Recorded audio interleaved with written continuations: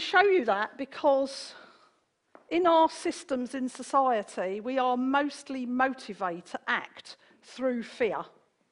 So if you took housing, if you took schools, if you take healthcare, if you take the justice system, the message that we get is do your homework or I'll give you a detention, do your work or I'll sack you, pay your rent or I'll evict you, be a law-abiding citizen or I'll put you in prison.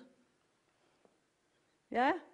Do the washing up or I'll withdraw my love for the next 10 minutes. So I think that it's kind of quite difficult to talk about restorative justice if all you want to do is put it as a layer over the way we currently are in society. So for me, there's got to be an admission of where we are and the difficulties that we're having letting go of that. Letting go of the idea that unless we coerce people, they won't actually do what we want them to do. So, what are the problems with retributive justice? Retributive justice is very punishment-based. And the problems that I have with punishment are threefold. Is one, we can see reoffending rates are not getting any better.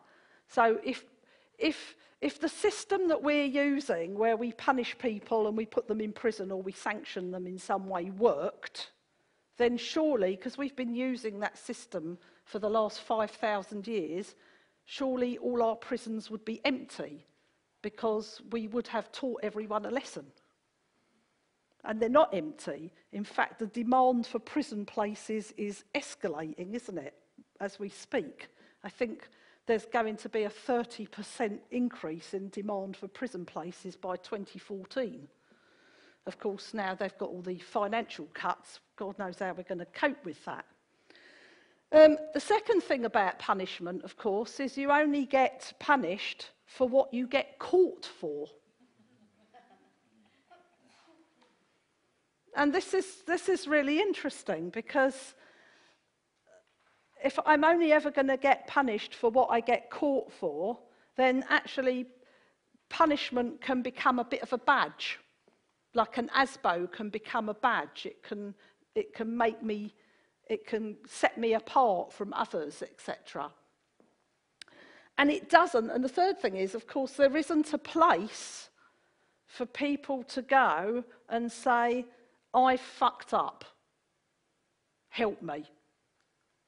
Now, I did some of this work in prison, and I taught a mediation training to a group of prisoners, 3 of which had murdered somebody, 2 were like drug dealers or, organised crime, and 3 were from the vulnerable prisoners unit, which basically means they were sex offenders.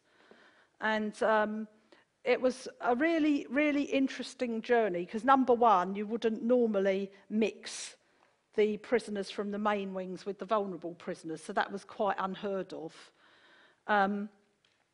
But it was really interesting to talk to them about restorative justice. I mean, where else have you got a group of people in front of you where the strategies that they have used in life have so obviously not worked? So you have a group of people who are probably open to hearing about other ways of doing things. So I found them the most open people once trust had been built.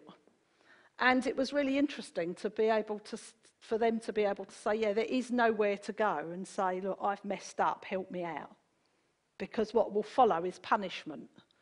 Now, what's interesting about that is we don't naturally go and put ourselves in places where we're going to get hurt. We wouldn't naturally, if you know a fire burns you, you don't go sticking your hand in it. So if you know that what's going to follow, the punishment, is going to hurt, every cell in your body biologically is going to resist it. So what do we create? Lies. lies are a nice, very, very obvious, comfortable defence mechanism against being hurt. So then what you're in is a cat and mouse game, chasing the liars and finding out and uncovering. It just seems a bit crazy to me. And then what, of course, you really get from a retributive system is what I call domination culture.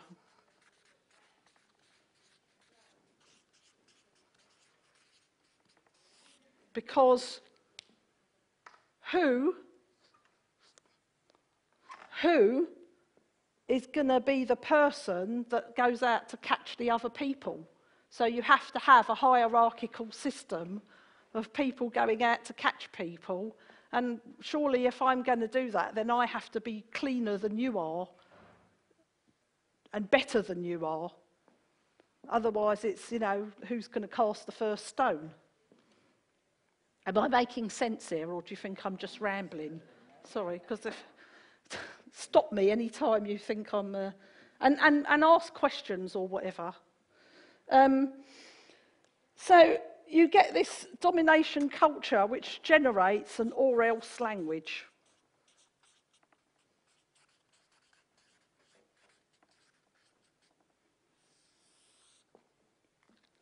And the second thing it does is because we punish people, we actually have to make violence enjoyable. Now, I know that shocks people when I say that. Oh, I don't enjoy violence.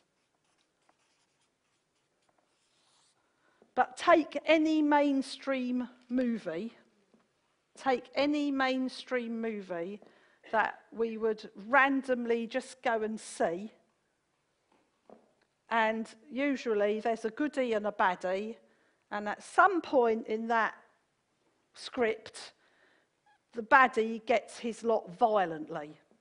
And that is a climatic part of any film.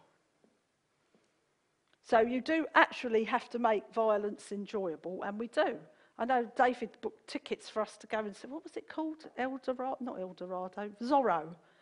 David booked tickets for us to go and see Zorro, which was supposed to be a really entertaining musical. It got standing ovation. But what I saw was a story about a man who starved, beat, raped people, hung them in front of their friends, set to song and dance. I thought it was extraordinary. And I don't think we can ignore that. I don't think we can ignore that. If you look at, and what the converse side of that is when you look at heroes in movies will often do things in the most rule-breaking way. If you take Jack Bauer in 24, he doesn't listen to his bosses. He doesn't do what he's told. He always uses the most unorthodox methods. He might kill anyone in his way because, of course, he's right. And we set this up for kids, and we say this is what the good people do. And then we get upset when they challenge us in class. We get upset when they challenge the system and say, I don't want to do it this way. It's kind of really, really interesting. So, how did we end up here? It's really funny.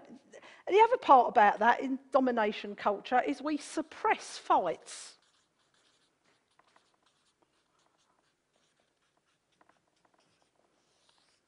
We suppress fights. We don't want people to fight. We think that fighting is bad. But we're always going to fight. And for me, that's the sort of, the thing is the admission that we're always going to fight.